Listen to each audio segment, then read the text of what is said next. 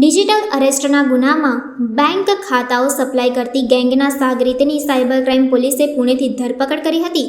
Cyber crime police સ્ટેશનમાં ફરિયાદીએ આપેલી ફરિયાદ મુજબ તેમણે અજાણ્યા નંબર પરથી પોલીસ તરીકે ખોટી ઓળખ આપીને તેમનું આધાર કાર્ડ મની લોન્ડરિંગમાં વપરાયું હોવાનું જણાવ્યું હતું અને ત્યારબાદ તે ઇસમે તેઓને દિલ્હી સાયબર ક્રાઇમ પોલીસમાંથી ફોન કોલ આવશે, જેમાં તેઓને મની લોન્ડરિંગના 1 લાખ રૂપિયા કેશ તથા 10% રકમ મળેલ છે, સાથે તેઓનું બેંક એસેટ ચેક કરશે તેમ જણાવ્યું હતું. ત્યારબાદ ફરિયાદી પાસે વોટ્સએપના માધ્યમ દ્વારા વિડીયો કોલ કરી નિવેદન લીધું હતું અને તેઓના બેંક એકાઉન્ટ અંગે તમામ માહિતી મેળવી લીધી હતી. તે સમયે ફરિયાદીને જણાવ્યું હતું કે આ બાબત ફરિયાદી સાબિત ન કરે ત્યાં સુધી પોતાનું બેંક બેલેન્સ, એફડી, શેર બધું ઇસમોને સોંપવું પડશે અને ફરિયાદી હકીકત સાબિત કર્યા બાદ પરત કરશે. ત્યારે ફરિયાદીને જણાવેલ કે આમ ન કરે તો તેઓના ઘરે પોલીસ આવીને ધરપકડ કરશે.